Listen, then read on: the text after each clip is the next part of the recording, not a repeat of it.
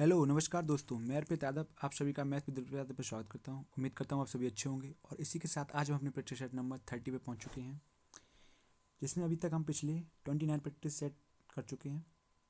और उम्मीद करता हूं मैं मान के चलता हूँ कि आपने प्रैक्टिस सेट लगा चुके होंगे आप। और अगर अभी तक आपने अभी वो सॉल्व नहीं किए हैं, चैनल पर पहली बार आए तो चैनल को सब्सक्राइब करें, वीडियो को लाइक करें और अपने दोस्तों में भी शेयर करें। और वो प्रैक्टिस सेट अभी तक आपने नहीं लगाया तो लगा के लें। आज का जो प्रैक्टिस सेट हम डिस्कस करने वाले हैं वो आपका 27 नवंबर 2021 शिफ्ट नंबर 3 में जो पेपर आपका हुआ है वो हम डिस्कस करने वाले हैं। और ये प्रैक्टिस सेट जैसे मैं बता चुका हूँ आपको, ये बहुत इंपॉर्टेंट आपके लिए रखने वाले हैं, क्योंकि इसमें क्या है, एक तो क्या है हम डेली 40 क्वेश्चन कर रहे हैं, तो हमारे 40 टाइप एक तरीके कवर हो रहे हैं। ठीक है, उनके फॉर्मूला हुए, उनके तरीके हुए, तो हमें वो पता लग रही है। दूसरा क्या है कि हमारी मिक्स प्रैक्टिस सेट प्रैक्टिस भी हो जा रही है। तीसरी चीज़ ये कि PYQ लगाने से क्या होता है कि जब क्वेश्चन आप देखेंगे आपके पेपर में 40 क्वेश्चन आएंगे तो क्या है 30 से 32 क्वेश्चन तो आपके रिपीटेड ही होंगे। तो जब वो रिपीट क्वेश्चन होंगे, जब ज़्यादा हम प्रैक्टिस सेट कर चुके होंगे, अभी हम 2017 क्वेश्चन लगा रहे, सॉरी 2021 के लगा रहे, अगली बार अभी अगले नेक्स्ट सेट जो आपका 2017 का स्टार्ट हो जाएगा। ठीक है, तो क्या होता है ये प्रीवियस सेट जो हम लगा चुके होते हैं, तो क्या होता है जब क्वेश्चन रिपीट वाला आता है ना, तब वो क्वेश्चन हमारा टाइम नहीं लगता, क्योंकि हम इस टाइप की जब काफ़ी क्वेश्चन लगा चुके होते हैं तो हम वही क्वेश्चन पढ़ते हैं और सॉल्यूशन उसका कर देते हैं। वही क्या होता है जब हम जो 30 से 32 क्वेश्चन होंगे जो हम पहले से लगा चुके होंगे तो वो हम 20 से 25 मिनट में कर लेंगे। बाद बाकी 10 से 15 मिनट हमारे जो बचेंगे मैथ के लिए, तो वो 7 से 8 क्वेश्चन जो नए होंगे, और नए ऐसा नहीं कि बहुत टफ पूछ ले जाएंगे, तो हल्की सी लैंग्वेज आगे पीछे होगी। ठीक है, तो हम वो भी कर लेंगे क्योंकि सफिशिएंट टाइम होगा, तो हमारे पास एग्ज़ाम का प्रेशर नहीं होगा। तो इसलिए प्रैक्टिस सेट लगाना बहुत जरूरी है। दूसरी चीज़ क्या है कि मैं आपको एक चीज़ और सिखा रहा हूँ कि आपको मैं एग्ज़ाम अप्रोच भी सिखा रहा हूँ कि अगर एग्ज़ाम ये क्वेश्चन आ रहा है तो कैसे करना है। एक तो कुछ सीखने की प्रक्रिया अलग है, दूसरा क्या है कि एग्ज़ाम में हम कैसे करें, क्योंकि हमें ये तो नहीं दिखाना कि हमने कैसे किया, हमें अपने आंसर पे पहुँचना है। तो वो चीज़ है कि वो आपको हम सोच दे रहे हैं कि हाँ अगर ये क्वेश्चन ऐसे आ रहा है तो इसको ऐसे भी कर सकते हैं। इसमें हमारी कैलकुलेशन बचती है, शॉर्ट मेथड लगते हैं, शॉर्ट ट्रिक्स हुई, डिजिटल रूल हुआ, यूनिट डिजिट हुए, एलिमिनेट ऑप्शन एलिमिनेट कर लेते हैं हम, और क्या अप्रोक्सीमेट लगाते हैं कि अप्रोक्स से आंसर कैसे पहुंच रहे हैं। तो ये चीज़ हम सारी चीज़ जो हमने अभी तक पढ़ा है, नंबर सिस्टम में पढ़ा है, जो भी हमने अभी तक चीज़ें पढ़ी हैं वो हम सारी उसमें यूज करते हैं। तो इसीलिए जुड़े रहिए चैनल के साथ, इन प्रैक्टिस सेट के साथ भी जुड़े रहिए। और अगर पहली बार आए अभी तक चैनल को सब्सक्राइब नहीं किया तो सब्सक्राइब करें चैनल को, वीडियो को लाइक करें। चलिए देखते हैं पहला क्वेश्चन क्या कह रहा है। हमसे कह रहा है 15,620 फैक्टोरियल में अनुगामी शून्यों की संख्या ज्ञात कीजिए। तो आपने अनुगामी शून्य टेलिंग जीरो होता है सीख चुके होंगे। तो क्या है 15,620 टेलिंग जीरो क्या होता है। टेलिंग जीरो होते हैं जैसे मान लो कोई संख्या दी गई 120 है, ये चीज़ हमें दी गई, हमसे पूछ रहा है अनुगामी शून्य कितने हैं। तो ये बाद वाले शून्य होते हैं, ये टेलिंग जीरो होते हैं, अनुगामी शून्य बोलते हैं। अनुगामी मतलब बाद वाला, तो बाद में ये शून्य जो है ये 2 हो गए। ऐसी कोई बड़ी संख्या दी गई हमें और उसमें शून्य कितने हैं, तो उसमें कितने हुए 3 शून्य। तो फैक्टोरियल क्या होता है, फैक्टोरियल आप पढ़ चुके हैं भैया, ये चीज़ मैं आपको पढ़ा चुका हूँ। टेलिंग जीरो वगैरह की स्पेशल क्लास मैंने ली है नंबर सिस्टम पे, तो नंबर सिस्टम प्ले लिस्ट में जाएंगे, वहाँ पे अगर आपने अभी तक नहीं पढ़ रखा तो वहाँ पे जाके देखें। तो होता क्या है ऐसी कंडीशन में हम क्या करते हैं, हम डायरेक्ट क्या करते हैं इसे 5 से भाग करते हैं। तो मैंने काटा 5 3 15, 5 एकम 5, 5 दूनी 10, 5 चौक 20, 5 से फिर काटा 5 छक्का 30, 5 दूनी 10, 5 चौक 20, इसको मैंने 5 से फिर काटा 5 एकम 5, 5 दूनी 10, 5 चौक 20, क्योंकि 124 बार ही कटेगा, कम कम बार काटना है, ऐसा नहीं कि इसके पार नहीं निकलना है। तो 5 दूनी 10, 24 बचा तो 5 चौक 20, 25 बार 5 बार नहीं जाएगा ना।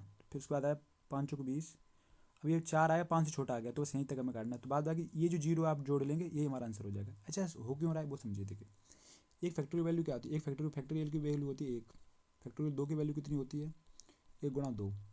तो कुछ जीरो पता कब आता है, जैसे फैक्टोरियल 3 है, 3 फैक्टोरियल कितनी होगी 2 गुणा 1 गुणा 2 गुणा 3। पहली बार जीरो पता कब आता है, पहली बार जीरो आता है फैक्टोरियल 5 में।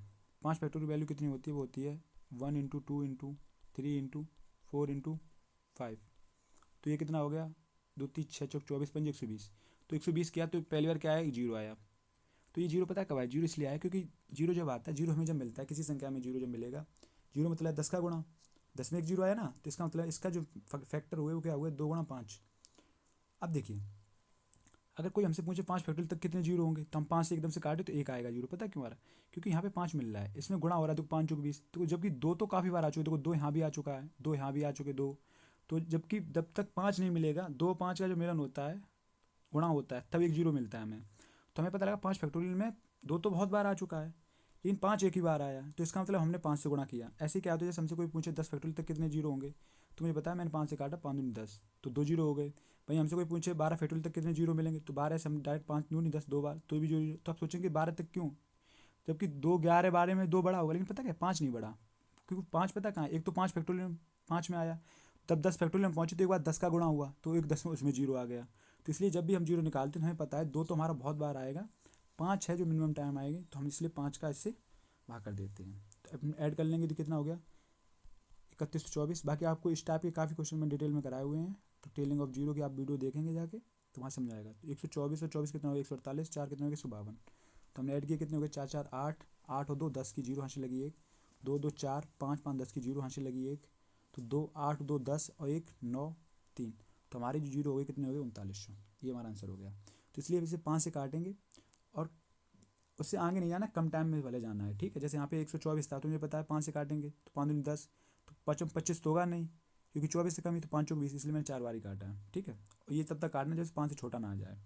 नेक्स्ट क्वेश्चन देखिए, निम्न संख्या में से कौन सी 11 से विभाज्य है।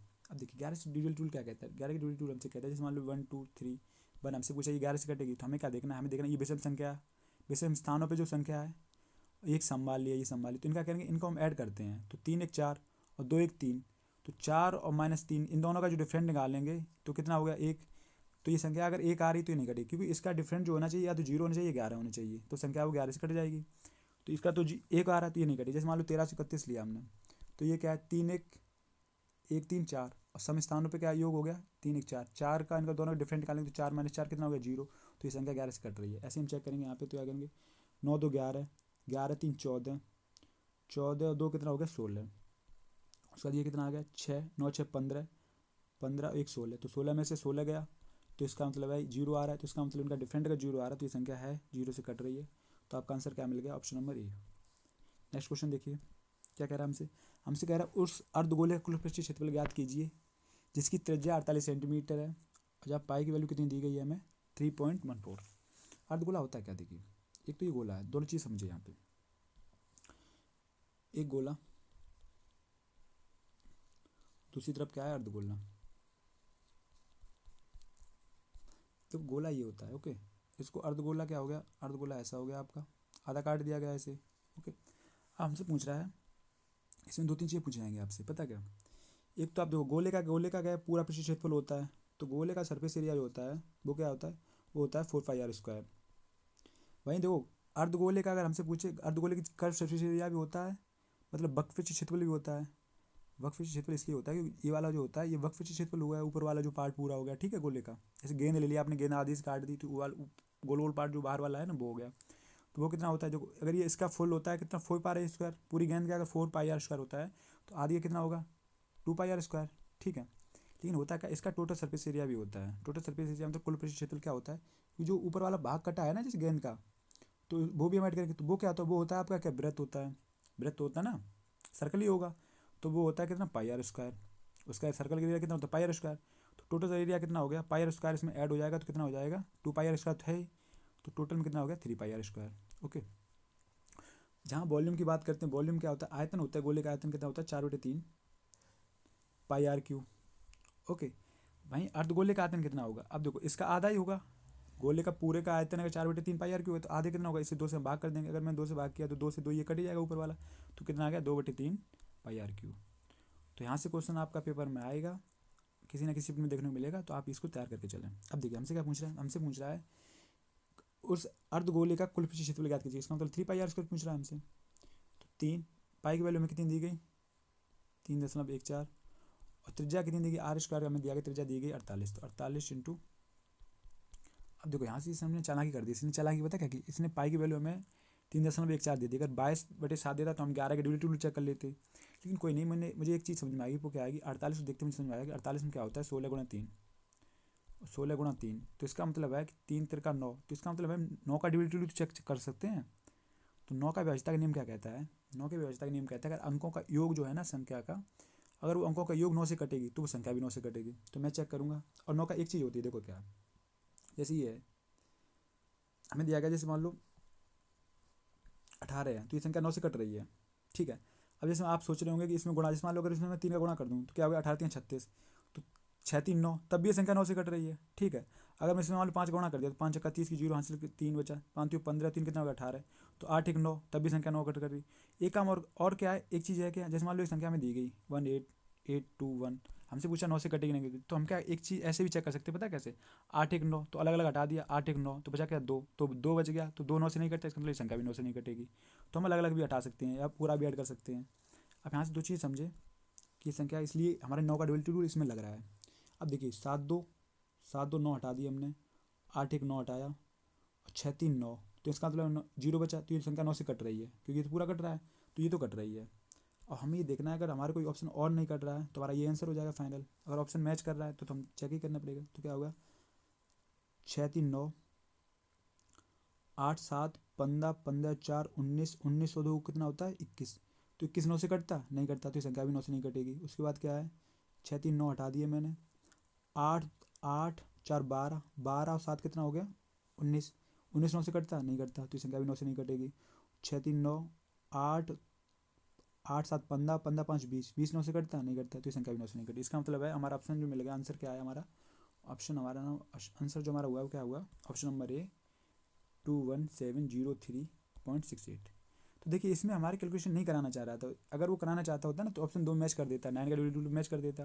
वो भी चाहता है आप ना करें इतनी बड़ी कैलकुलेशन, वो ये देखता है कि आपको ये चीज़ें पता है नहीं पता है, तो भाई ये चीज़ें सीखते हुए चलेंगे और आगे बढ़ते रहेंगे। चलिए नेक्स्ट क्वेश्चन देखते हैं, ये क्या कह रहा है हमसे।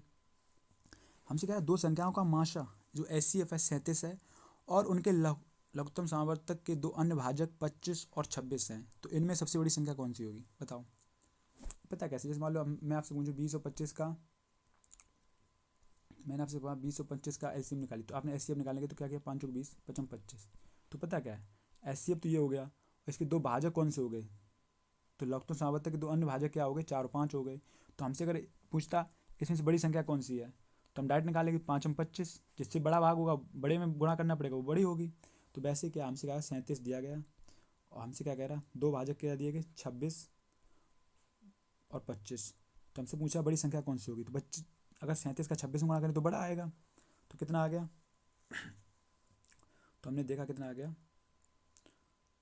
37 गुणा 37 दूनी कितना होता है 74, 26 26 में 13 दूनी 26 होता है ना, तो दो उधर कर लिया मैंने 74 गुणा 13, तो 13 चौकू 52 की, दो बचा कितना 5, 13 7 91, 5 कितना हो गया 96, तुम्हारा आंसर कितना हो गया 962। नेक्स्ट क्वेश्चन देखिए क्या कह रहा है, अकील जया चामू एक साझेदारी करते हैं। अकील पूर्ण पूंजी के एक तिहाई की हिस्सेदारी करता है, जबकि जया का हिस्सा अकील और चामू द्वारा मिलाकर किए गए हिस्से के बराबर है। यदि वर्ष के अंत में 1,08,000 रुपये होता है इनका लाभ, इनका जो लाभ है वर्ष के अंत में लाभ है, तो चामू को कितना धन प्राप्त होगा। तो देखिए क्या है, अकील जया और चामू तीन लोग हैं, इन्होंने क्या किया, अकील पूर्ण पूंजी का एक तिहाई हिस्सा करते, जब एक तिहाई देखते मुझे पता लग गया, तो मैंने क्या किया एक तिहाई देखने के लिए मैंने टोटल जो पूंजी मान ली 6 मान ली मदद से, तो एक तिहाई कितना हो गया 1/3 कितना हो गया 2, तो अकील का कितना हो गया 2। भाई हमसे क्या करें, जबकि जया का हिस्सा अकील और चामू द्वारा मिलाकर किए गए हिस्से के बराबर है, तो जो जया का हिस्सा है ना अकील और चामू का मिला के, अगर चामू का मैं 1 मान दूँ कितना हो गया 3, तो कह रहा है जया का हिस्सा जो है अकील और चामू का मिला के हिस्से के बराबर है, इसका मतलब 3 इसका हो गया, तो 2 1 3 इनका मिला के 3 हो रहा है, तो 3 इसका हो गया। तो अब देखो अगर इन्होंने पूंजी इस अनुपात में निवेश की है तो इनका जो लाभ होता है ना प्रॉफिट होता है, प्रॉफिट डिपेंड करता है कि आपने इन्वेस्ट किया टाइम के देखो प्रॉफिट जो डिपेंड करता है वो करता है आपने इन्वेस्टमेंट कितना किया और कितने टाइम के लिए किया, ओके, चाहे फिर कितने भी लोग हों। अब इनका टाइम तो सेम ही है, तो टाइम से टाइम तो कट ही जाना है रेशियो में, तो क्या है इन्वेस्टमेंट इनका जो रेशियो आएगा प्रॉफिट का वो इन्वेस्टमेंट के हिसाब से आ जाएगा, कितना इन्वेस्ट किया। तो मुझे पता है अकील ने अगर 2 किया, जया ने 3 किया और चामू ने 1 किया, सेम समय के लिए मतलब सेम टाइम के लिए किया, तो इसका मतलब जो इनका प्रॉफिट होगा इसी अनुपात में हो जाएगा 2:3:1 में। तो हमसे कह रहा है कुल लाभ कितना हुआ, कुल लाभ हुआ 3 2 5 1 6, 6 की वैल्यू में कितनी दी गई 1,08,000। तो हमसे कह रहा है चामू का कितना हुआ, तो चामू की तो एक वैल्यू, तो 1 नाली 6 से काटा मैंने, 6 कम 6 6 48, तो कितना आ गया, तो चामू का कितना आ गया, चामू का जो लाभ आ गया वो कितना है 18,000 रुपये, ये आपका आंसर हो गया। नेक्स्ट क्वेश्चन देखिए क्या कह रहा है हमसे कह रहा है 595 लीटर एक मिश्रण में दूध और पानी का अनुपात 17:18 के अनुपात में है, कितना दूध मिश्रण में मिलाया जाना चाहिए जिससे इसमें दूध और पानी का अनुपात 3:2 हो जाए। देखो मिल्क और वाटर का जो रेशियो दिया गया वो कितना दिया गया हमें, वो हमें दिया गया 17:18। हमसे कह रहा है कितना दूध मिलाया जाना चाहिए ताकि जो मिश्रण है ना, दूध और पानी का नया अनुपात कितना हो जाए, 3:2 हो जाए। अब देखिए क्या है, अगर देखो यहाँ पे क्या है, यहाँ पे मुझे एक बात पता लगी क्या, कि वाटर यहाँ भी 18 है। अगर ये बताइए क्वांटिटी अगर मैं देखूँ, रेशियो तो है, क्वांटिटी मैं देखूँ तो क्या है, यहाँ से यहाँ तक जो मिलाया हमने मिल्क मिलाया, वाटर को तो नहीं छेड़ा हमने, तो इसका मतलब अगर वाटर यहाँ पे जो था तो वही सेम यहाँ पे नीचे भी रहेगा। तो यहाँ पे 2 कैसे हो गया, अगर 18 ऊपर था तो क्या किया मैंने, दोनों 9 का गुणा कर दिया इसमें, तो 9 दूनी कितना हो गया 18, 9 दूनी कितना हो गया 18, वाटर को मैंने सेम बना लिया, तो 9 तियाँ कितना हो गया, तो 9 तियाँ आपका कितना हो गया 27। अगर 9 तियाँ 27 हो गया तो इसका मतलब है हमारे पास जो आएगा, देखो वाटर यहाँ भी सेम था, वाटर यहाँ भी सेम था। मिल्क में चेंज पता क्यों हुआ, मिल्क में चेंज इसलिए हुआ क्योंकि मिल्क हमने मिलाया है। अब मिलाया कितना, तो मिल्क हमने मिलाया कितना, देखो 17 से 27 हो गया, इसका मतलब 10 मिलाया है, तो 10 की वैल्यू है कितनी, देखो स्टार्टिंग में जो वैल्यू दी गई थी हमें 595 लीटर दिया गया था, 595 लीटर दिया गया था। और ये वैल्यू थी किसकी, 17 और 18 की थी, 17 दूनी 34 एक 35, तो 35 की वैल्यू हमें कितनी दी गई थी, तो हमारे पास 35 की वैल्यू स्टार्टिंग थी, वो कितनी थी 595 लीटर। तो अगर 35 की वैल्यू जो थी वो कितनी थी 595 लीटर, तो यहाँ से मैंने 5 से काटा, 5 तो 35, 5 एकम 5, 5 एकम 5, 5 में 45, तो 7 एकम 7, 7 सत्ते 49, 7 एकम 7, 7 सत्ते 49, तुम्हारा कितना आ गया 17। तो एक की वैल्यू का 17 है, लेकिन हमसे क्या कह रहा है, हमसे हमारा जो मिल्क मिला है ना कितना मिला है 17 से कितना हो गया 27, इसका मतलब 10 बढ़ा। तो अगर एक की वैल्यू 17 थी तो 10 की वैल्यू कितनी हो गई, 10 गुणा 17, तो आंसर कितना हो गया, तो हमने जो मिल्क मिलाया वो कितना मिलाया 170 लीटर। ठीक है, ये आपका आंसर हो गया, समझ गए। तो स्टार्टिंग में कह रहा है हमसे 595 लीटर के एक मिश्रण में दूध और पानी का अनुपात 70:18 का अनुपात में दिया है, कितना दूध मिश्रण में मिलाया जाना चाहिए जिससे दूध और पानी का अनुपात 3:2 हो जाए। तो मुझे पता है दूध मिल रहा है, वाटर तो सेम है, तो वाटर सेम है तो मैंने क्या किया 2:3 है तो मैंने वाटर सेम कर लिया अपना, तो वाटर ऊपर भी 18 था नीचे भी 18 कर लिया, जिसका मतलब मुझे पता लगा मिल्क में चेंज हो गया, पहले 17 था वो 27 हो गया, जिसका मतलब 10 यूनिट वैल्यू बढ़ी।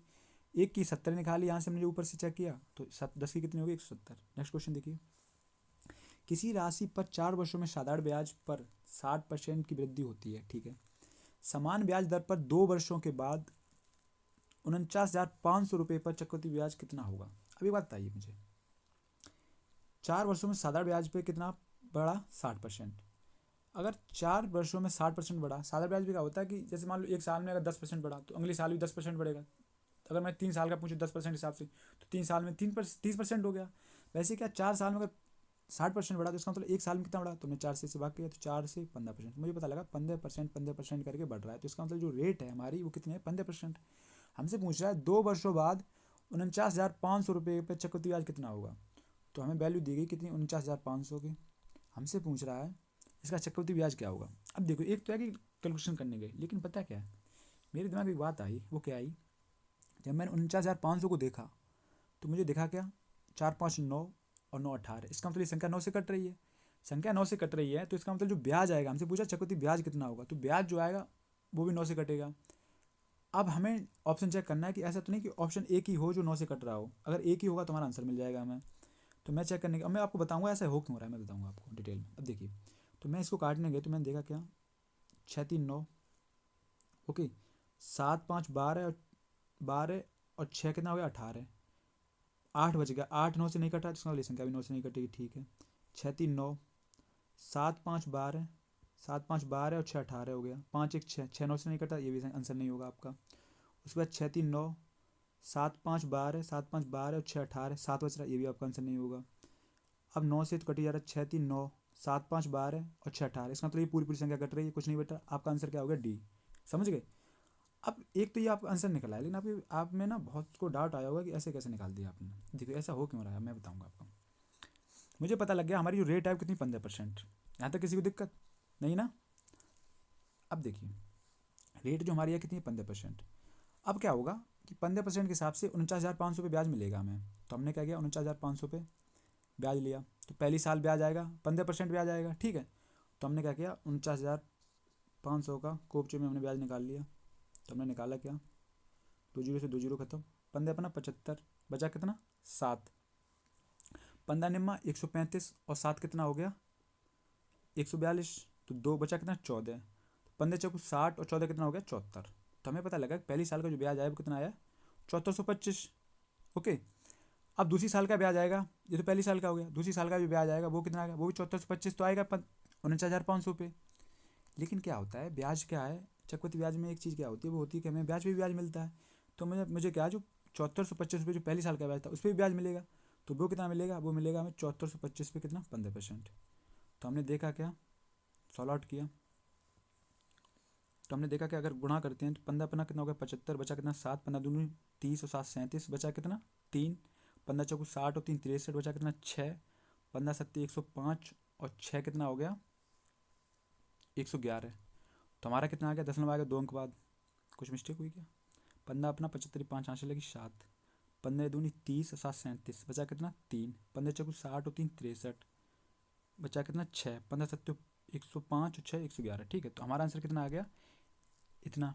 अब ये हम पूरा ब्याज जोड़ लेंगे तो हमारा आंसर इतना ही बैठेगा। देखो कैसे, गुणा 2 तो 2 10 की 0 हासिल लगी 1, 2 दूनी 4, 1 5, 2 सत्ते 2 चौकू 8 और 2 सत्ते 14।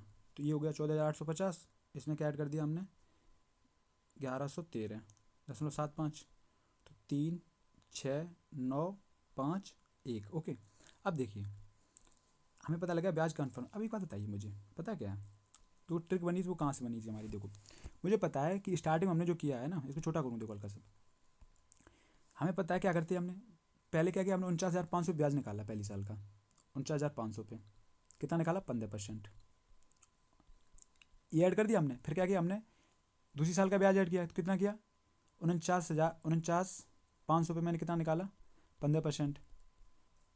ठीक है, अब देखना आप नेक्स्ट क्या किया, नेक्स्ट हमने पता क्या किया, नेक्स्ट हमने क्या इसमें और क्या ब्याज हमने ऐड किया, वो हमने ऐड किया क्या, देखो 74,2500 आया था, 74,25 को मैंने क्या किया 15% निकाला इसमें।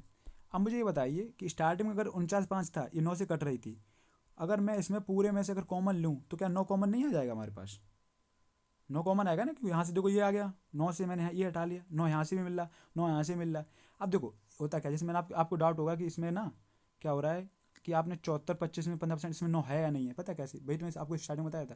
जैसे 18 गुणा में 3 करूँ तो 18 दिया कितना, वो 54, 4 5 9 अभी भी है, इसमें किसी का भी गुणा करेंगे इसका 9 का मल्टीपल हमेशा रहेगा, क्योंकि पहले से ही है, समझ रहे।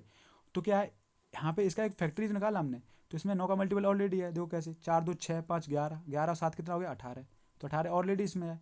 इसमें मैं 15 गुणा करूँ या कुछ भी करूँ तो आएगा, तुम्हारा 9 का मल्टीपल तुम्हारे पास होगा। अगर वो सारा कुछ आ गया तो 9 बाहर हमने ले लिए, बाद में जो भी बचा तो मुझे पता है वो 9 का मल्टीपल ही तो होगा, इसलिए हमने डायरेक्ट क्या किया, हमने 9 से डिविजल रूल चेक कर लिया हमारा, और हमारा आंसर मिल गया। समझ गए। तो ये चीज़ें आपके दिमाग में पहले से जब इस टाइप का प्रैक्टिस कर चुके होंगे ना, तो भैया या तो आप इतनी कैलकुलेशन करें कि यहाँ तक करते आएँ, दूसरा क्या है यहाँ तक करके आए फिर हम इससे ऐड कर लें, दूसरा क्या कि हमारा दिमाग काम कर गया, नोट दिख गया हमें तो मुझे पता लग गया हाँ ये हम एक बार ऑप्शन चेक कर ले रहे अपना। ठीक है, तो ये चीज़ें आप भैया की प्रैक्टिस सेट के जरिए आप चीज़ें सीख रहे हैं और सीखते आगे बढ़िए, ताकि आप अपने बहुत सी कैलकुलेशन बच सकें। देखते हैं नेक्स्ट क्वेश्चन। एक घड़ी विक्रेता एक घड़ी को 10% और 30% की 2 ग्राम की छूट देने के बाद 1,57,820 रुपये में बेचता है, तो अंकित मूल्य क्या है। अब देखो मार्क प्राइस पे क्या होता है, छूट जो होती है मार्क प्राइस वो होती है, 10% छूट दी इसका मतलब 90 में बेच रहा है, 90/100। उसके बाद फिर 30% छूट दे रहा है, इसका मतलब 70/100 में बेच रहा है। ये हमारा क्या आ गया, विक्रय मूल्य आ गया। तो ये विक्रय मूल्य दिया गया है, छूट के बाद जो बचा है कितना बचा, 1,57,820। तो हम सॉल्व आउट कर लेंगे 2 जीरो से, तो 2 जीरो खत्म कर लिया हमने, 7 से काटा, 7 दूनी 14, बचा कितना 4, तो 7 6 42, बचा कितना 5, 7 8 56, 7 दूनी 14, 7 दूनी 14, बचा कितना 5, 5 है ना 57 हो गया ना, 1 मिनट। देखो 7 दूनी 14, बचा कितना 5, 57 हो गया, तो 7 8 56, बचा 1, तो 7 दूनी 14, 7 6 42। उसके बाद 9 से मैंने काटा, 9 3 27, तो 1 12 हो गया, 9 कम 9 और 36 हो गया, 9 चौक 36। तो हमारा 2 जीरो इधर है, उधर चले जाएंगे, तो हमारा आंसर जो मार्क प्राइस आ गया वो कितना आ गया, हमारा आ गया 31,420। तो हमारा आंसर कितना हो गया, ऑप्शन नंबर 1। नेक्स्ट क्वेश्चन देखिए। एक नाव धारा के विपरीत दिशा में 413 किलोमीटर की दूरी 59 घंटे में और धारा के अनुकूल दिशा में 621 किलोमीटर की दूरी 69 घंटे में तय करती है। स्थिर जल में नाव की गति ज्ञात कीजिए। देखिए होता क्या है, धारा के विपरीत, धारा के विपरीत का मतलब क्या, वोट माइनस स्ट्रीम। देखो होता क्या, इसमें पता क्या लग रहा है, कुछ नहीं लग रहा, देखना हमने पढ़ रखा है स्पीड इक्वल टू क्या होता है, डिस्टेंस अपॉन टाइम, चाल बराबर दूरी बटे समय। तो मुझे पता है कि नहीं चाल जो होगी, अगर देखो धारा के विपरीत चल रही है, एक तरफ बोट चल रही है, नाव धारा जो उसकी विपरीत है, उसका मतलब बोट जो स्ट्रीम की स्पीड जो है ना धारा की हट जाएगी। तो क्या कह रहा है, कितनी दूरी कवर कर रहा है, 413 किलोमीटर दूरी कवर कर रहा है, टाइम कितना ले रहा है, 59 घंटे। दूसरी कंडीशन क्या है, बोट प्लस स्ट्रीम धारा की दिशा में है, तो क्या है 621 किलोमीटर की दूरी कवर कर रहा है, कितने में, 69 में। अब देखिए मुझे पता है 9 देखते मुझे एक बात समझ में आई क्या, ये लगभग 7 बार कटेगा, पता है 9 के मल्टीपल में 3 कब आता है, 9 2 18 9 27 9 36 9 45 9 54 9 7 63, तो मुझे पता है 7 बार, और 7 6 42 लगभग 420 के आसपास आएगा, 7 कम हो जाएगा, तो मुझे पता लग गया 7। तो ऐसे भी कैलकुलेशन करना सीखें आप। अब देखो 9 दिखा, एक आने के लिए मुझे क्या करना, लगभग 9 का ही गुणा होगा, क्योंकि 9 के में टेबल में 9 में 81 होता है, तभी एक आता है, तो मुझे पता है ये 9 बार कट गया। अब देखो बोट प्लस स्ट्रीम 9 है और बोट माइनस स्ट्रीम 7 है, इसका मतलब क्या है, जो बोट आ गई वो कितनी आ गई, तो अगर बोट की स्ट्रीम निकालनी होती तो क्या होता है, इन दोनों को ऐड करके 2 से भाग कर देते, तो 9 7 16, तो भाग 2 क्या कितना आ गया 8, तो बोट की स्पीड कितनी आ गई 8, वहीं स्ट्रीम कितनी हो गई, तो इन दोनों घटा के 9 में से 7 गया 2, 2 में से भाग 2 का गया 1 आ गया। अब ऐसे आप देख समझ आ गए हुए कि 8 में से 1 घटा रहे तो 7 हो रहा है, 8 में जोड़ रहे तो 9 हो रहा है। तो हमसे पूछा नाव की गति कितनी हो गई, वो 8 हो गई। नेक्स्ट क्वेश्चन देखिए, जब एक भूखंड को 26,980 में बेचा जाता है तो मालिक को 24% की हानि होती है, 24% लाभ अर्जित करने के लिए उस भूखंड को किस मूल्य पर बेचना चाहिए। अगर हमने मान लिया 100 मान लिया, जो हमारा मूल्य था 100 था, तो हमसे क्या कह रहा है कि 24% की हानि होती है कब, जब 26,980 बेचे, इसका मतलब है 24% हमने इसमें माइनस किया तो कितना हो गया 76, 76 की वैल्यू हमें कितनी दी गई 26,980। हमसे क्या कह रहा है, हमसे कह रहा है 24% लाभ पे अर्जित करने के लिए उस भूखंड को कितने बेचे, इसका मतलब 124 की वैल्यू हमें निकालनी है, क्योंकि 100 पे प्रॉफिट होता है डायरेक्ट, अभी क्या हानि हुई तो इसका मतलब 24 हमने माइनस कर दिया, और 24% प्रॉफिट होगा, इसका मतलब प्लस के 24 हो जाएगा, तो कितना हो जाएगा 124। तो यहाँ से हमने 1 की वैल्यू निकाली, तो हमने क्या किया 4 से काटा इसे, 4 एकम 4 4 9 36 19 चौक 76 होता है, तो 4 6 24 बचा कितना 2, 4 7 28 4 7 28, सही है, 4 6 24 2 4 7 28 बचा 2 4 7 28, ओके। उसके बाद 19 से काटा मैंने, तो 19 दूनी 38 19 तियाँ 57, 19 तियाँ 57 बचा कितना 10, तो कितना हो गया 107 हो गया। तो 19 पना, यहाँ पे देखिए जब हमने पहली बार काटा ना इसको, 4 6 24 बचा कितना 2 4 7 28, एक बचा ना तो 18 हुआ ना, 4 चौक 16 4 5 20, ओके। तो 19 तियाँ 57 बचा कितना 10, 19 पना 95 बचा कितना 9, 19 पना 95, तो हमारे पास एक की वैल्यू कितनी आ गई 355। हमसे क्या निकालना, हमसे पूछ रहा है 124 की निकालनी है हमें, तो क्योंकि लाभ हो रहा है, तो 124 की वैल्यू निकालने के लिए क्या किया मैंने, 124 का दोनों तरफ गुणा कर दिया 124 का, तो 355 गुणा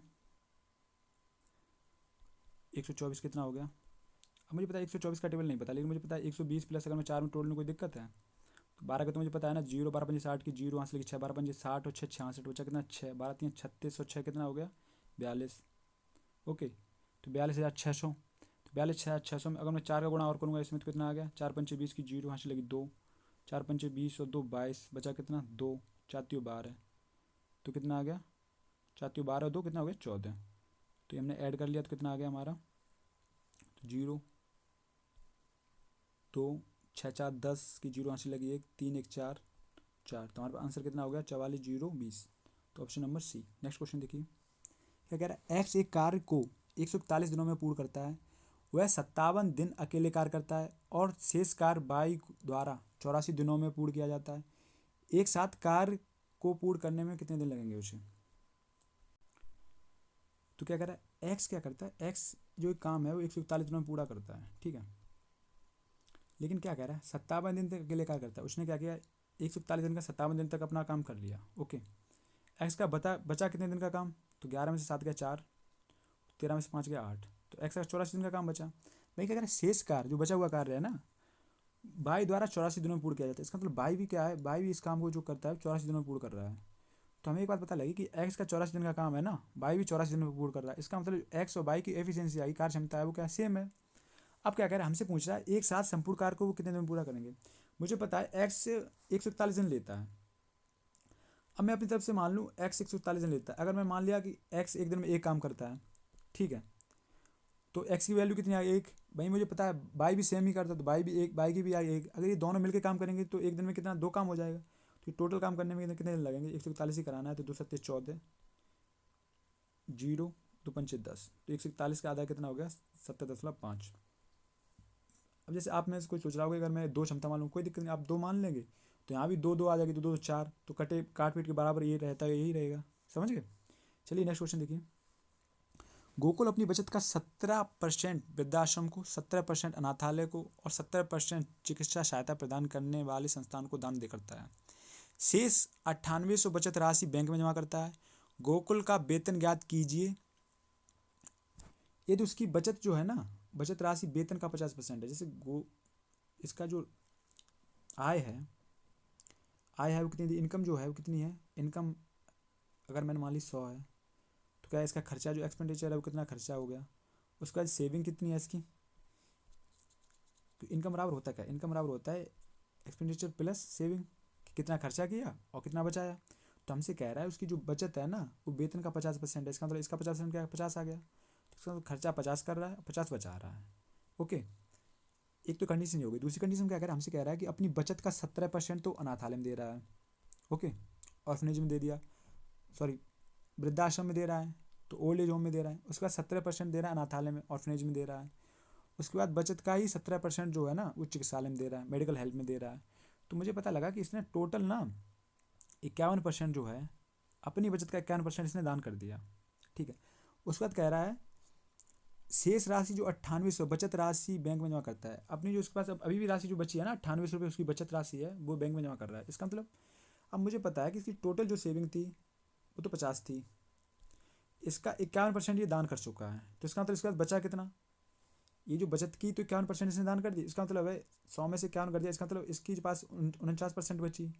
उसकी वैल्यू हमें कितनी दी गई, उसकी वैल्यू हमें दी गई 9800, जो ये बैंक में जमा करता है, क्योंकि बचत राशि के बाद जो 9800 रुपये ये बैंक में जमा कर रहा है। इसका मतलब है 51% खर्च कर चुका है, दान कर चुका है, इसका 49% बची वो उसने बैंक में जमा कर दी। अगर परसेंटेज आया 0 आया, तो मैंने देखा यहाँ से 49 से मैंने काटा, 49 दूनी कितना हो गया 98, दो 5 से काटा कितना हो गया 50 दूनी 100, तो 2 का गुणा ऊपर हुआ कितना आ गया 4, तो हमारे पास एक की वैल्यू कितनी आ गई, वो आ गई 400। हमें किसकी निकालनी है, हमारे पास हमें हमसे क्या पूछ रहा है, हमसे पूछ रहा है गोकुल का वेतन ज्ञात कीजिए। इसका तो इनकम पूछ रहा है, तो इनकम है कितनी उसकी 100, अगर एक की 400 है तो 100 की कितनी हो गई, तो 100 की कितनी होगी, 2 जीरो और चिपक जाएंगे, तो कितना हो गया 40,000, आपका आंसर हो गया। नेक्स्ट क्वेश्चन देखिए। एक ट्रेन करनाल से कुरुक्षेत्र तक 90 किलोमीटर प्रति घंटा की गति से यात्रा करती है और 92 किलोमीटर प्रति घंटा की गति से वापस आती है। जैसे यहाँ से करनाल है, कुरुक्षेत्र तक गई 90 की स्पीड से और वापस आई 92 की स्पीड से। इसे टाइम लग रहा है, टाइम कितना लग रहा है इसे 182 घंटे। तो कह रहा है करनाल से कुरुक्षेत्र के बीच की दूरी क्या है। तो जब भी डिस्टेंस आपको निकालने को दी जाए S1 इंटू S2, फार्मूला जो आपका लगेगा S1 plus S2 into T time है आपका।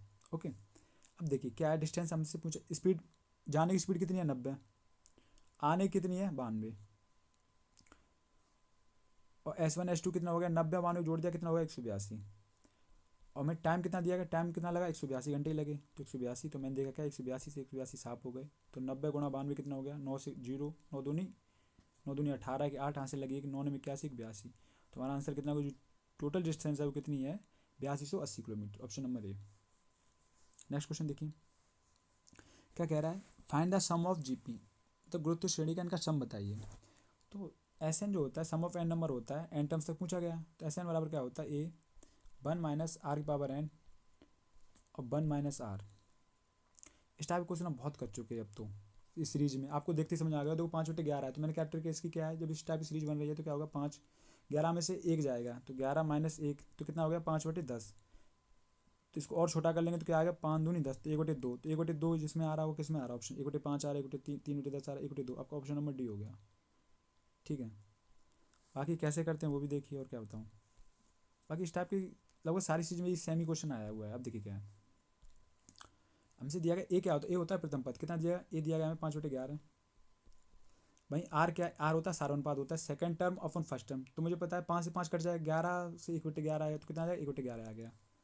अब इतना आ गया तो हमें पूछा गया, हमने फॉर्मूला रख लेंगे, तो एस एन बराबर ए कितना है 5/11, वहीं क्या है 1 माइनस आर कितने दिया 1/11 की power n, 1 minus r, r है कितना 1/11, तो 11 में से एक गया कितना हो जाए 10/11। अगर मैं इससे सॉल्व करेंगे, अब देखिए अब ये होता क्या, ये इधर आप लिखा ये लिखा तो 4 अंक हो गए, तो ऊपर पलट जाएंगे 2, तो कितना हो गया 5/11 इंटू कितना आ गया 11/10 आ जाएगा, हमारे पास बचा कितना, अंदर क्या बचा, 1 - 1/11 की पावर n। अब देखिए 11 से तो 11 खत्म हो गया, 5 दूनी 10, तो कितना आ गया, 1/2 ही तो आ गया। तो ये हमारा आंसर हो गया ऑप्शन नंबर डी। ठीक है, और देखो आर जो होता है, आर होता है सारा अनुपात होता है। तो second term of first term, जैसे 5/121 लिखेंगे, बटे 5/11 करेंगे तो 5/11 तो पलट जाएंगे, तो 11/5 हो जाएगा, 5 से 5 कट जाएगा और 11 से 121 कट जाएगा, तो 1/11 आ जाएगा।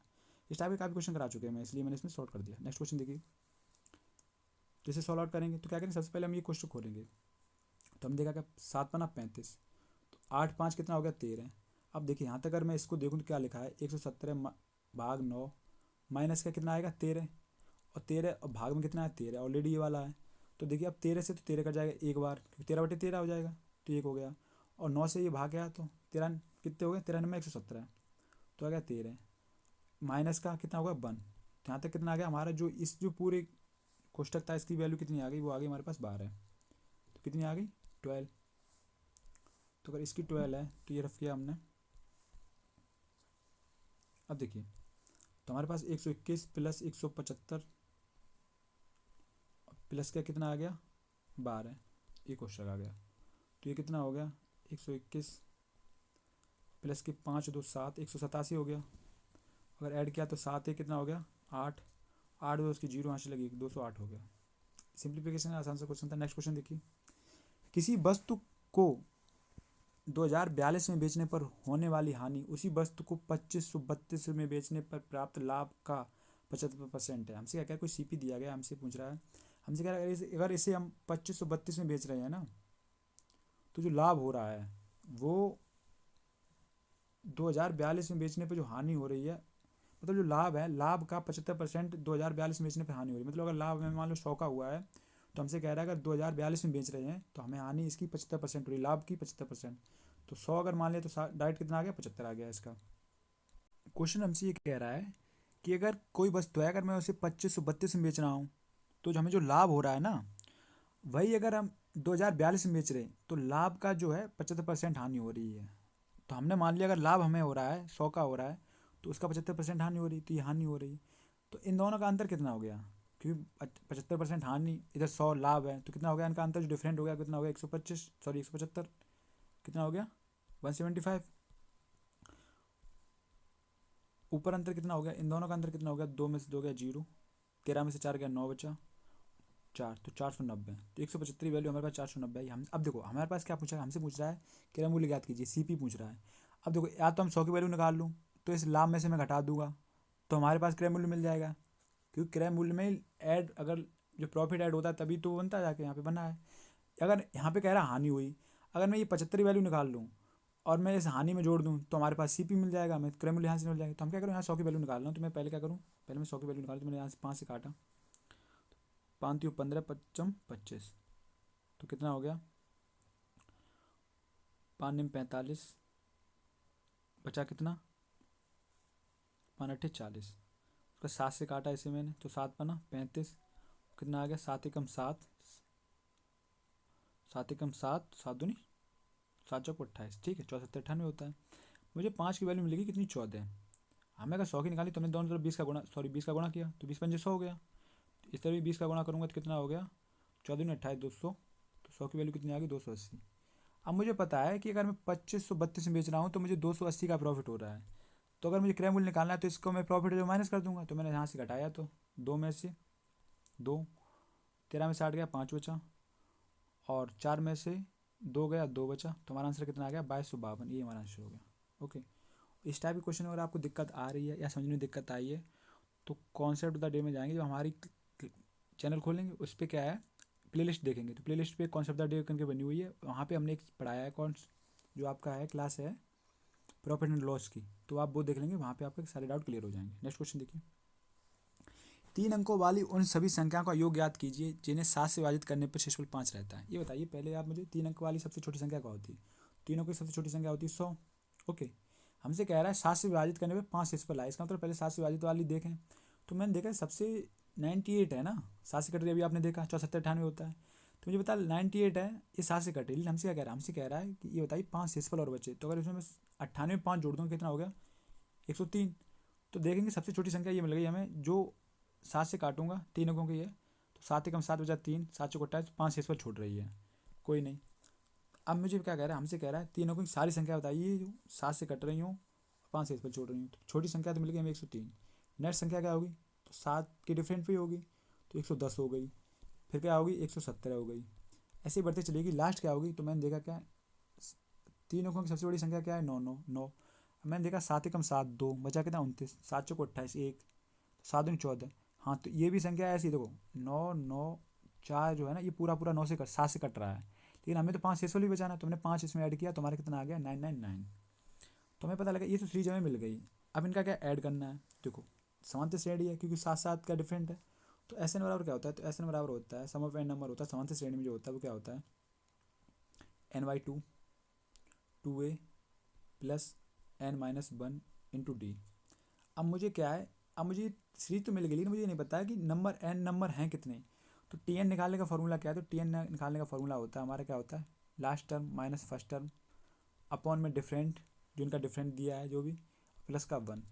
तो मैंने देखा क्या, तो है लास्ट टर्म कितना दिया गया 999, फर्स्ट टर्म कितना है 103, डिफरेंट कितना है 7 प्लस का 1। तो मैंने 9 में से 3 गया कितना बचा 6, 9 में 0 9, 9 में से गया 8, 7 से काटा तो 7 एकम 7 बचा कितना 1, 7 दूनी 14, 7 8 56, तो 128 और प्लस का कितना आ गया, प्लस का 1 है। तो हमें पता लगे टोटल टर्म है वो हमारे कितने हैं 129। तो 129 हमारे टोटल टर्म है, तो हमने क्या किया, तो हमें पता लगा एन जो हमारी थी वो कितनी थी, एन आ गई हमारी कितनी 129। अगर 129 आ गई, ए क्या होता है, ए होता है प्रथम पद, हमें मिला है, ठीक है।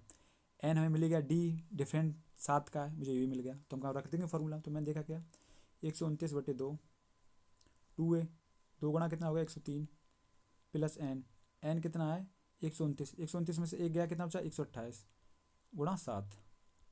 ओके, तो यहाँ से मुझे मिला, मुझे देखो अब मुझे 129 देखते मुझे एक बात पता लगी क्या, कि ये संख्या 3 से कट रही है, कि तो चौक बार है, अंदर भी गुणा 3 का होगा, तो इसका मतलब मैं एक बार 3 का ड्यूरेटिव रूल चेक कर लूँ।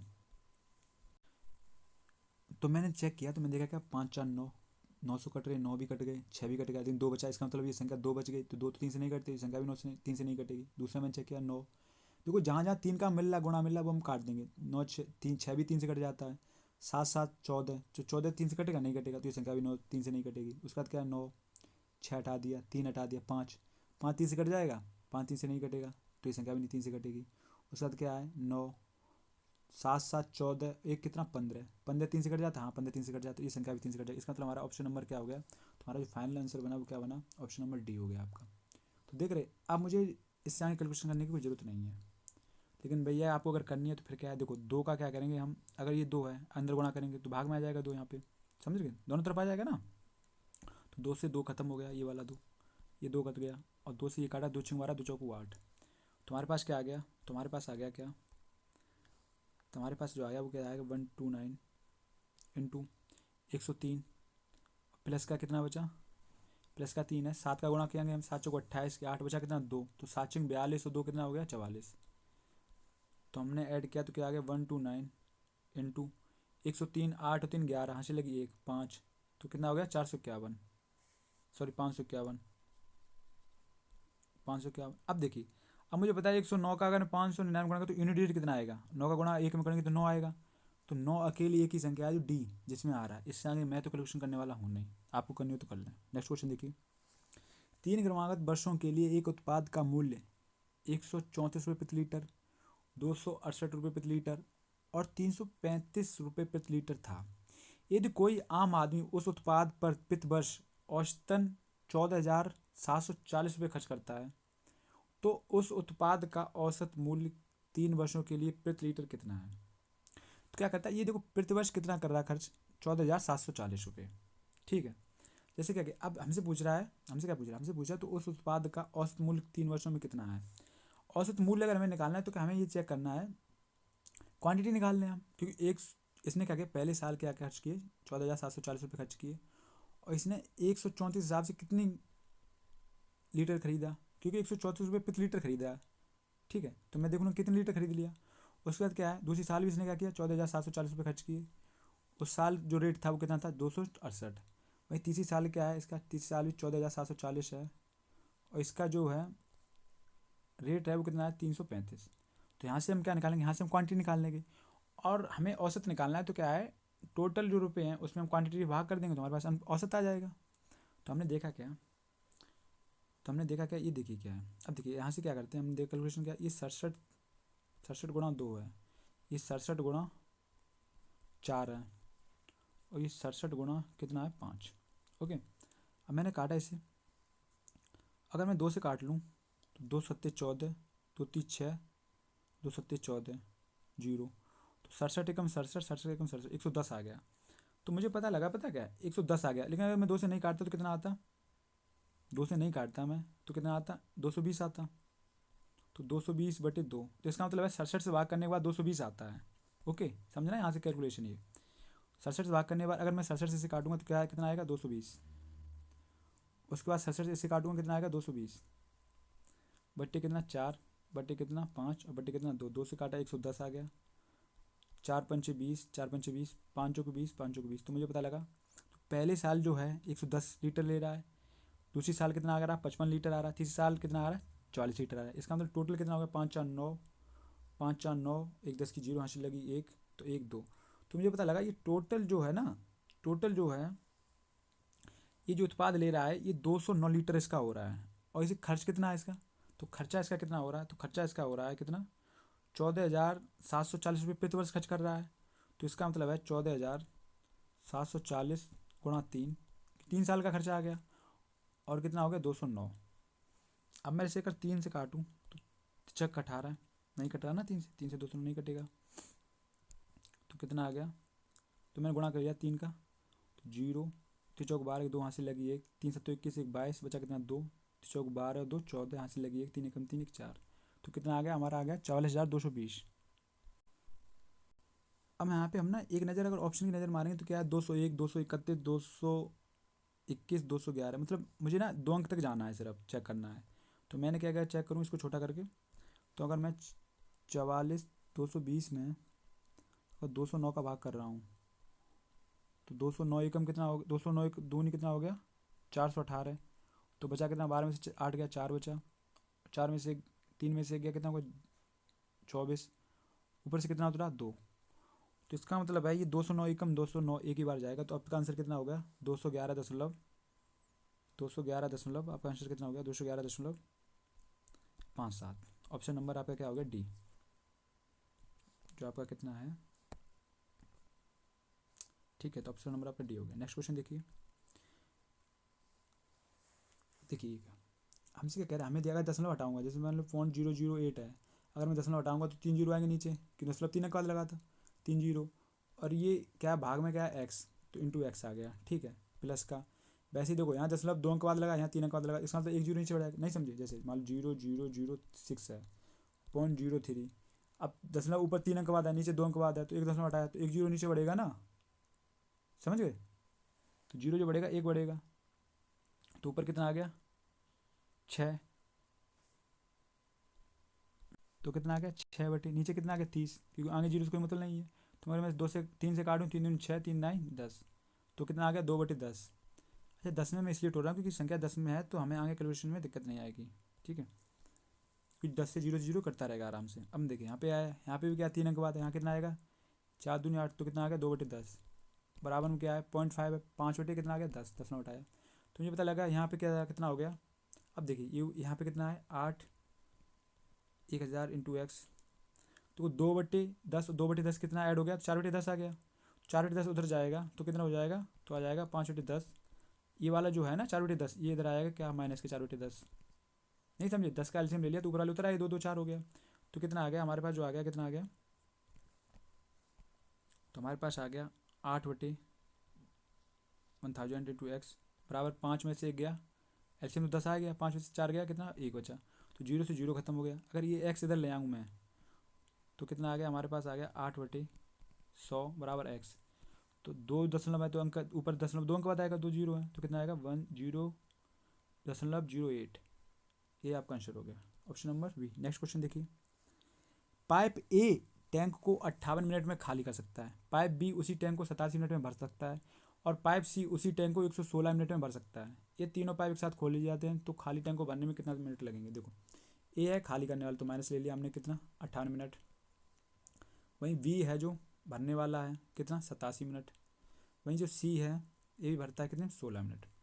58 और 87 देख के मुझे समझ में आ गया ये ना मल्टीपल जो है ना 29 का है।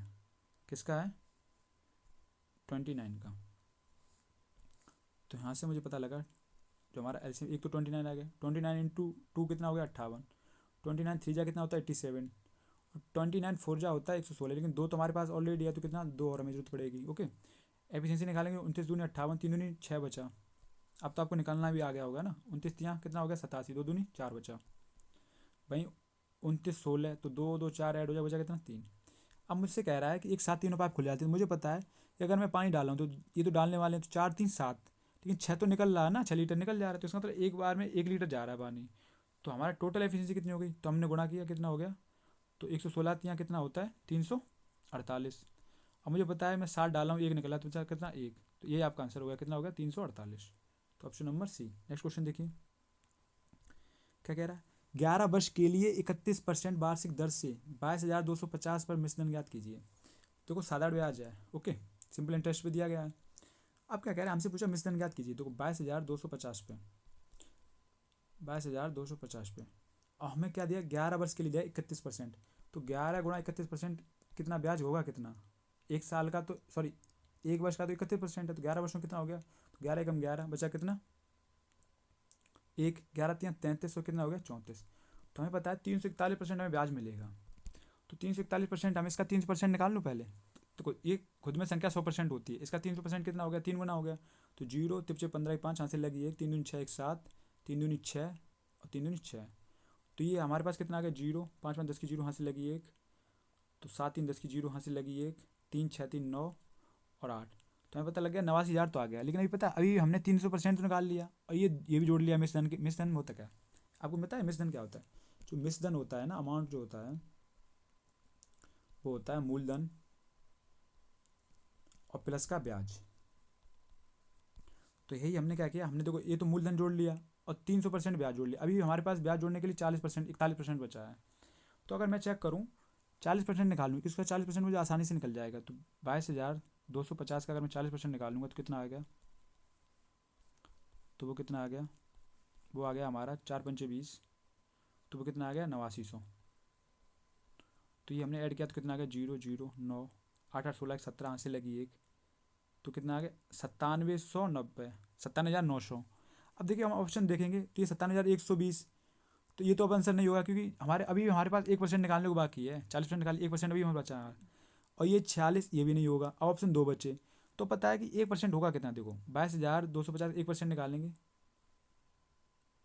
टुकड़ों में तोड़ के हमारा इजी निकलेगा। 1% का मतलब क्या होगा इंटू 1/100 तो हमें पता है 2.2 अंक पता है इसका मतलब 222 और ऐड करेंगे तो 97,900 है इसमें 200 ऐड किया तो कितना 98,100 हो गया। तो 122 का मतलब ऑप्शन नंबर आपका क्या हो गया सी हो गया। ठीक है नेक्स्ट क्वेश्चन देखिए क्या दिया गया हमें पूछ रहा है ब्रांड एक्स टी शर्ट की कुल बिक्री के आधे और ब्रांड जेड टी शर्ट की कुल बिक्री में कितना अंतर है। तो ब्रांड एक्स टी शर्ट के आधे तो ब्रांड एक्स टी शर्ट है कितना देखो एक्स दिया गया कितना 110 सॉरी 1010 1070 1000 मतलब 1100 और 800। तो ऐड किया हमने कितना 1010 1070 और 1100 और कितना 800। तो ये कितना हो गया 0 7 1 8 8 1 9 3980। भाई हमसे क्या कह रहा है इसके आधे तो आधा क्या मैंने 2 एकम 2 2 में 18 2 में 18 कितना आ गया 1990।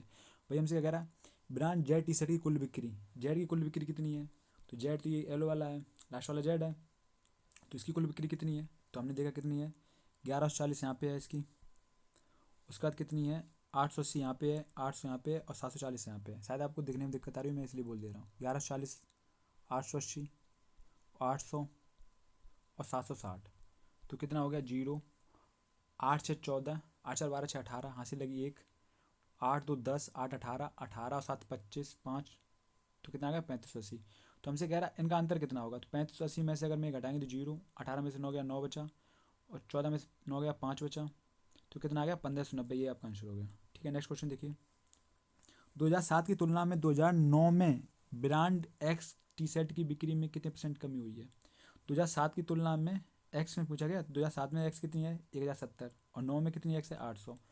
तो 1070 से कितना आ गया 800।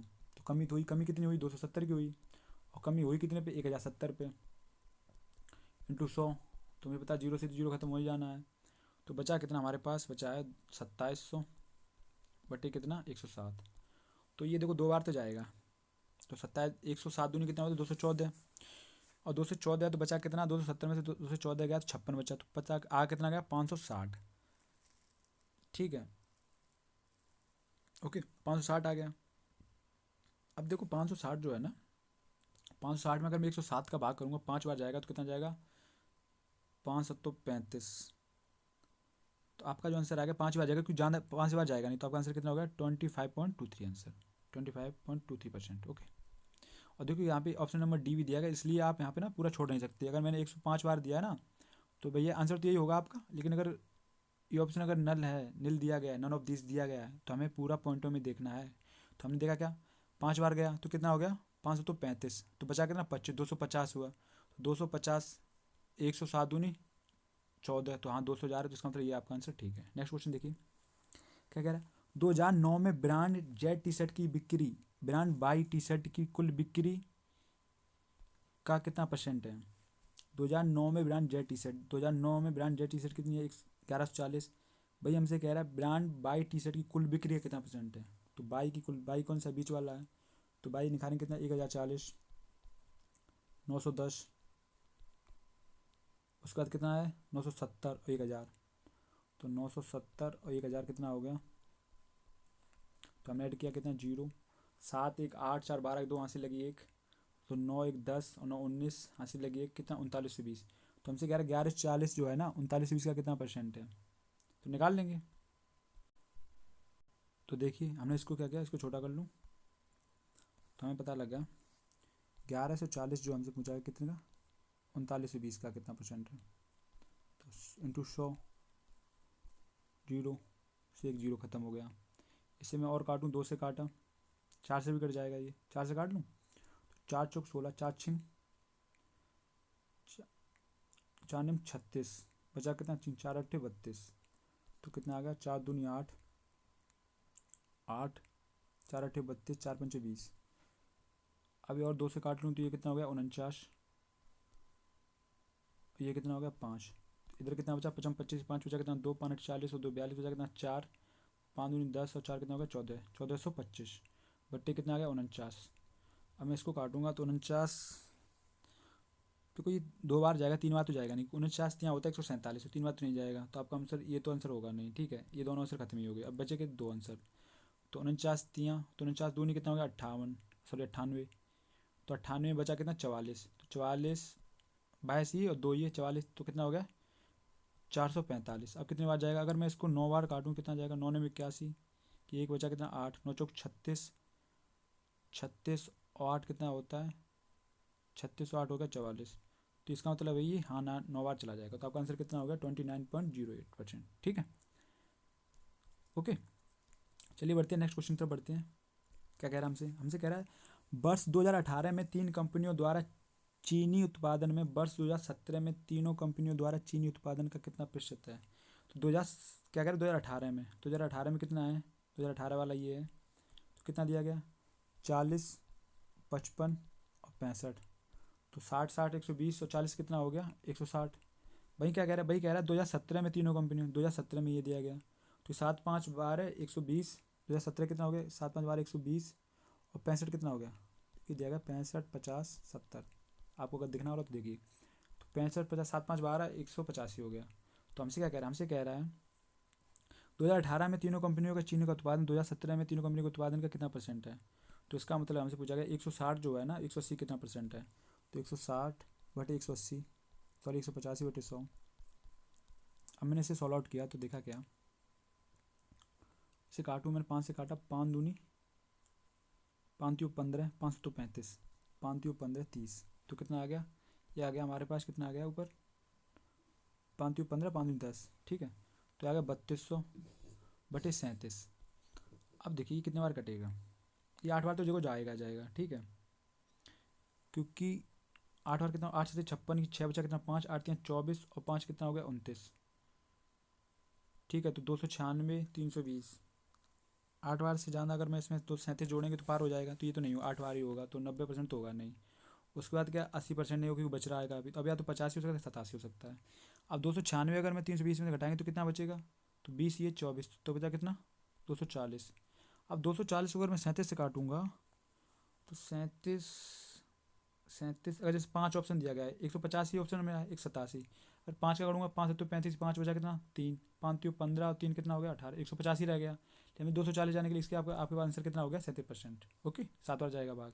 नेक्स्ट क्वेश्चन देखिए, दिए गए वर्षों में कंपनी में बी द्वारा औसत चीनी उत्पादन क्या है, बी द्वारा, तो बी का पूछा गया, तो 70, 50, 40, 7 5 12, 120 और 40 कितना हो गया 160, 80 कितना हो गया 160 और 80 कितना हो गया 240, और 100 कितना हो गया 340, यही है ना। तो कंपनी बी द्वारा औसत चीनी उत्पादन क्या है, ठीक है 70, 50, अच्छा यहाँ पे 40 ले लिया, 55 है ना, तो कितना है 55।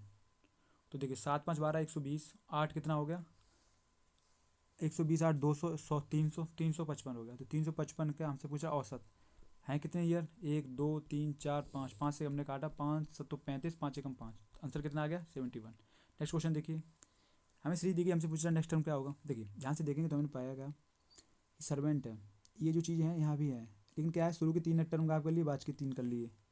उसके बाद क्या करते, यहाँ पे जब आए तो उन्होंने क्या किया, ये देखो ये तो यहाँ पे था ही, जो यहाँ पे है वो यहाँ पे भी है, लेकिन क्या है स्टार्टिंग के 2 ऐड कर दिए, और कहाँ से ऐड किए, जहाँ से ख़त्म किए, जैसे मान लो यहाँ से ख़त्म हुआ तो उन्होंने ऐड क्या किया, ऐड किया देखो ये ओ एन ऐड कर दिया, ओ एन ऐड कर दिया, और इसके पीछे क्या है टी के बाद क्या था आई ओ, तो आई ओ ऐड कर दिया। उसके बाद क्या है इन्होंने फिर 3 3 गायब कर लिए, 3 3 ये 3 स्टार्टिंग के बाद के 3। अभी क्या करेंगे 2 फिर ऐड करेंगे, तो ई आर बी ए तो है ही, ऐड करेंगे 2, तो ई के पहले क्या आया था एन एस, तो एन एस ऐड कर देंगे ये, और बाद में क्या आएगा ए के बाद क्या आएगा, ए के बाद जो आएगा वो क्या आएगा टी आई, तो टी आई ऐड करेंगे तो टी आई, तो हमारा आंसर क्या होगा N S E R B A T I, option number B. Next question देखिए, हमने आपको इस चीज़ की ट्रिक बताई, इसमें क्या है हम क्या करेंगे, अगर ये वर्ड हमें टफ कर रहा है हम इसको नहीं बना पा रहे हैं तो क्या करेंगे, हम ऐसा करते हैं इसमें क्या करते हैं, हम ये देखेंगे ऑप्शन 3 तो सिनोनिम होगा, इसका एक एंटोनिम होगा, तो वही आपका आंसर होगा। जैसे मूवमेंट है, मूवमेंट क्या चल रहा है, फिरना है, फ्लो फ्लो भी बहना है, पैटर्न हो रहा है कुछ बन रहा है। इरेगुलर है जो मतलब बंद चीज़ें बंद हुई हैं, इरेगुलर मतलब रेगुलर होता है, एक तो रेगुलर से कोई काम हो रहा है, इरेगुलर मतलब चीज़ बंद पड़ी हुई है, तो ये आपका आंसर हो गया ऑप्शन नंबर क्या सी, सॉरी बी। अब देखो ये जो बर्ड बना है वो बर्ड क्या बना है, वो बर्ड बना है आपका, वो बना है आपका rhythm, uh R H Y T H M. Okay, तो रिदम का मतलब क्या है, कोई चीज़ चलती हुई कंटिन्यूसली, ठीक है, इरेगुलर बंद हो गया। नेक्स्ट क्वेश्चन देखिए, एन एल के उत्तर में है, जो एन है ना एल के उत्तर में है, ठीक है एल के उत्तर हो गया, एम के और एम के दक्षिण में, एल है ना एम के पश्चिम में, एम के पश्चिम में, तो एम के पश्चिम में हो गया, ठीक है। एन एल के उत्तर में है, एन है एल के उत्तर में है, और एम के पश्चिम में है, एम के पश्चिम में है, ठीक है ठीक है। एन है एल के तो उत्तर में हो गया, और क्या कह रहा है एम के पश्चिम में, अच्छा एन है ना, तो एन एल के उत्तर में हो गया और एम के पश्चिम में है, तो एम इधर, एम का पश्चिम इधर हो गया, तो एम के पश्चिम में, ओके। हमसे कह रहा है एल है, एल ओ के पूर्व में बैठा है, एल जो है ओ के पूर्व में बैठा है, तो ओ इधर होगा, इसका ओ का पूर्व इधर हो गया, इधर होगा ओ का पूर्व, तो एल यहाँ पे बैठा है। हमसे पूछ रहा क्या है, अगर सभी उत्तर दिशा के उन्मुख है, ऊपरी तरफ देख रहे हैं, तो एन ओ से किस दिशा में है, तो अगर ओ को हम केंद्र मान के चलते हैं तो एन है ऊपर है, तो क्या है ऊपर उत्तर होता है, इधर क्या है पूर्व, तो एन है क्या उत्तर पूर्व में है।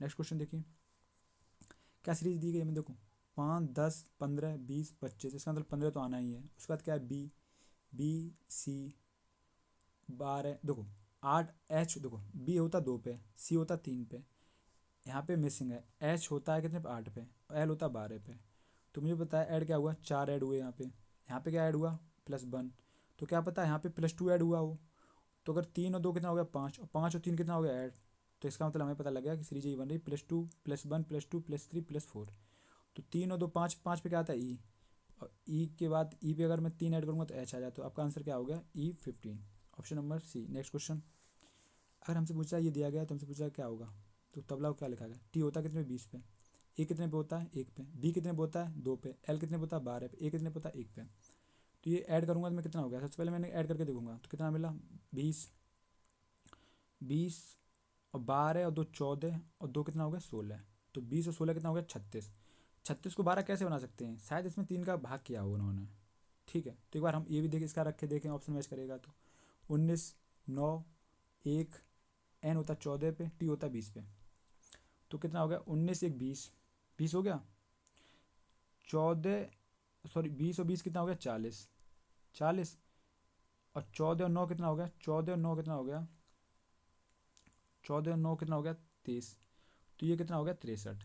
63 को मैं 3 से भाग दूँ तो कितना आ गया, 3 दूनी 6, 3 कम 3, 21 ऑप्शन में है। और ऑप्शन में है तो ये आपका आंसर होगा। नेक्स्ट क्वेश्चन देखिए, आज शुक्रवार है, 43 दिन पहले क्या था। अगर आज शुक्रवार है, इसका मतलब 43 दिन पहले क्या है, तो और डे निकालने हमने 7 से काटा, 7 6 42, तो एक और डे मिल रहा है। तो आज अगर शुक्रवार है तो एक दिन पहले क्या होगा, मतलब एक पीछे क्या होगा, तो शुक्रवार से पहले क्या आता है, गुरुवार। गुरुवार को क्या लिखते हैं हम, थर्सडे। नेक्स्ट क्वेश्चन, क्या बच्चों को कॉफ़ी पीने की अनुमति होनी चाहिए। तर्क क्या कह रहा है, हाँ कॉफ़ी में उच्च कैफीन की मात्रा स्वास्थ्य के लिए अच्छी होती है। दूसरा क्या कह रहा है, नहीं रात में कॉफ़ी पीने के कारण सोने से परेशानी होती है। ये दोनों गलत हैं, क्योंकि रात में वाली कोई ऐसी बात नहीं कही। दूसरा, कोई बच्चा स्वास्थ्य की बात ही नहीं कही कि स्वास्थ्य के लिए लाभदायक है क्या है, नॉर्मली बात की गई, इसका इनसे तर्क से कोई मतलब नहीं है। तो ऑप्शन नंबर ये दोनों गलत हैं। तो क्या हो गया, ऑप्शन नंबर डी हो गया आपका आंसर। नेक्स्ट क्वेश्चन देखिए, क्या कह रहा है, रोहन 2020 ओलंपिक के बाद अपने संन्यास की घोषणा करेगा। तो निष्कर्ष क्या निकाल रहा है, रोहन एक खिलाड़ी है, रोहन एक खिलाड़ी नहीं है। अब देखिए ऐसी कंडीशन क्या होता है, जब एक सेम सेंटेंस होता है, जैसे वही बात है, जैसे मैं आपसे 5 रुपये मांगने गया। अब दो कंडीशन होंगी, या तो आप दे देंगे या आप नहीं देंगे, समझ रहे, या तो दे देंगे या तो कह देंगे नहीं देंगे, बात खत्म हो गई। तो मतलब दो में से एक चीज़ तो होना ही है। तो अब ये या तो रोहन खिलाड़ी होगा या नहीं होगा, तो इसका मतलब एक सही होगा। तो क्या होता है ऐसी कंडीशन, क्या आता है, हमारा ऑप्शन नंबर होगा सी, या तो एक या दो। नेक्स्ट क्वेश्चन देखिए, हमसे कह रहा है इसको ये लिखते हैं, तो इसको क्या लिखेंगे, TREND को लिखा है क्या, DNERT। ध्यान से देखेंगे तो ये क्या पलट दिया है, DNERT। तो इसको भी पलट देंगे, तो इसको पलट के क्या लिखेंगे, पीछे से लिखेंगे ECNEF, ECNEF, option number B. Next question क्या कह रहा है, बी को क्या, बी का अर्थ क्या है, बी का अर्थ क्या दिया गया, बी का अर्थ गुणा है, गुणा कितना 21। डी का अर्थ क्या है, डी का अर्थ क्या दिया गया, डी डिवाइड बाई 3। ए का अर्थ क्या है, ए का अर्थ है जोड़ 9। सी का अर्थ क्या दिएगा, सी का अर्थ क्या है, सी का अर्थ घटाना, तो माइनस के 50। 3 7 तो 21, 7 चौको 28, तो 28 और प्लस के कितना 9, माइनस के 50, तो कितना हो गया 8 8 16 17, मतलब 37 हो गया। 37 माइनस के 50 कितना बचा, तो माइनस के 13। लेकिन आपके ऑप्शन में मिस्टेक है, तो माइनस नहीं है, तो ऑप्शन नंबर क्या होगा 2। नेक्स्ट क्वेश्चन क्या कह रहा है, हमसे पूछा, देखो इक्वल टू में 10 बनाना है, सब में ऑप्शन में है। तो अगर मैं पहले को भाग करूँगा, चलो तो क्या होगा 52 भाग 4, तो कितना हो गया 13, प्लस कितना माइनस का 3, 13 में से 3 गया 10 बचा, तो 10 बराबर 10। अब देखिए अगर ऑप्शन पहले भी नहीं होता, तो पहले अगर मैं दूसरा चौक करता तो क्या होता, 4 3 12, 12 में अगर मैं 52 जोड़ूंगा तो ये तो ज़्यादा हो जाएगा, 10 से कम ही रहेगा, मतलब 10 से ज़्यादा हो गया, बहुत ज़्यादा। इसमें क्या, इसमें हमने चेक किया तो क्या 4 3 12 है, तो 12 अगर 52 में से मैं 12 घटाऊंगा तब भी ये नहीं पहुँच पाएगा 10 तक। तो मुझे ये भैया कि ऑप्शन ये चेक करने की जरूरत भी नहीं थी ये वाली। तीसरा ऑप्शन देखो 52 गुणा 4 कर रहा है, तो ये कहाँ से 10 पहुँच जाएगा। ठीक है, तो हमें ऐसे ऑप्शन में देखना है भागा कहाँ लग रहा है। नेक्स्ट क्वेश्चन क्या कह रहा है, सभी मिठाइयाँ स्नैक्स हैं, सभी स्नैक्स क्रिप्स हैं, सभी क्रिप्स स्वादिष्ट हैं। तो क्या है, सभी मिठाइयाँ क्रिप्स हो सकते हैं, सभी मिठाइयाँ क्रिप्स, अगर स्नैक्स को मैं मिला दूंगा तो सभी मिठाइयाँ क्रिप्स हैं, सही बात है। दूसरे में क्या चेक किया हमने, दूसरा क्या कह रहा है, दूसरा कह रहा है सभी स्नैक्स स्वादिष्ट हैं, सभी स्नैक्स स्वादिष्ट हैं। अगर मैं क्रिप्स इसको मिला दूंगा तो सभी स्नैक्स स्वादिष्ट हो गए, सही बात है, दोनों सही हैं। तो आंसर आपकी ए और बी दोनों सही करें, तो ऑप्शन नंबर डी हो गया। तो इसी के साथ आपकी क्लास खत्म होती है। उम्मीद करता हूँ क्लास आपको अच्छी लगी होगी। क्लास अच्छी लगी है तो चैनल को सब्सक्राइब करें, वीडियो को लाइक करें, अपने दोस्तों में शेयर करें। अगर कोई दिक्कत आ रही है तो कमेंट बॉक्स में आप कमेंट करें। और इसकी जो PDF आपको है maths with Yadav Telegram channel पे मिल जाएगी, तो वहाँ जाके आप डिस्कशन इसका लिंक मिलेगा, तो वहाँ जाके आप इसकी PDF डाउनलोड करें और एक एग्जाम हॉल में जाने से पहले 1 2 बार खुद भी सॉल्व कर लें क्वेश्चन। चलिए मिलते हैं नेक्स्ट क्लास में, नमस्कार।